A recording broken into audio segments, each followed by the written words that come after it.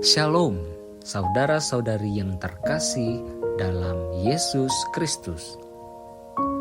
Inilah Injil suci menurut Lukas. Celakalah engkau Korazim, celakalah engkau Betsaida, karena jika di Tirus dan di Sidon terjadi mujizat-mujizat yang telah terjadi di tengah-tengah kamu, sudah lama mereka bertobat dan berkabung. Akan tetapi pada waktu penghakiman, tanggungan Tirus dan Sidon akan lebih ringan daripada tanggunganmu. Dan engkau Kapernaum, apakah engkau akan dinaikkan sampai ke langit? Tidak, engkau akan diturunkan sampai ke dunia orang mati. Barang siapa mendengarkan kamu, ia mendengarkan aku. Dan barang siapa menolak kamu, ia menolak aku. Dan barang siapa menolak aku, ia menolak Dia yang mengutus aku. Demikianlah Injil Tuhan.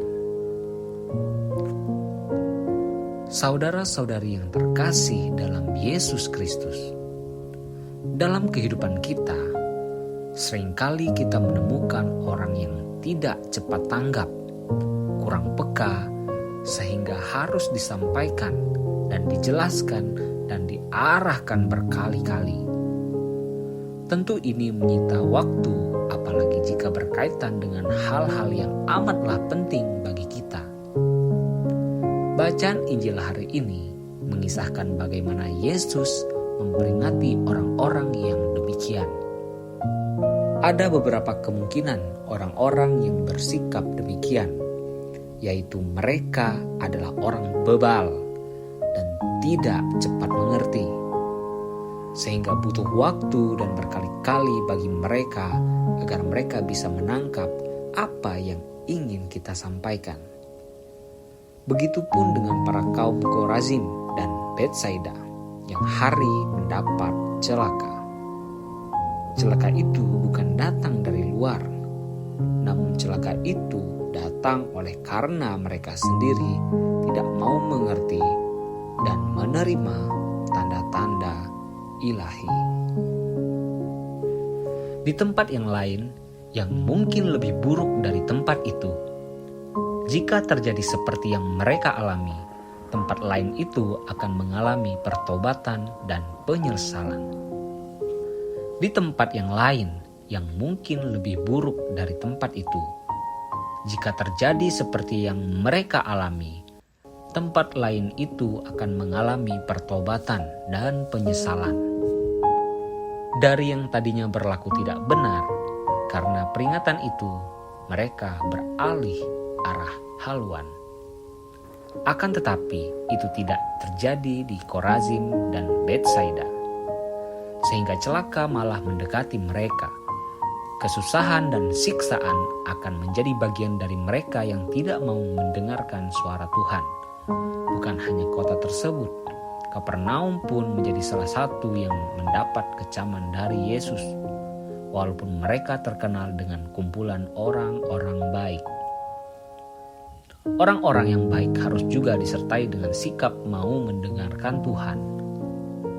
Jika mereka mendengarkan Tuhan, maka apa yang mereka diperdengarkan kepada orang lain adalah juga suara Tuhan, bukan suara mereka sendiri. Kecenderungan yang paling sering terjadi adalah banyak orang saleh yang hanya berhenti mewartakan dirinya sendiri, bukan mewartakan sabda Tuhan. Itulah Kapernaum yang bukannya diangkat ke langit, namun justru akan diturunkan sampai dunia orang mati. Jayaan diri akan dikubur bersama kematiannya. Maka peringatan penting bagi kita saat ini adalah marilah kita belajar untuk peka mendengarkan suara-suara Tuhan.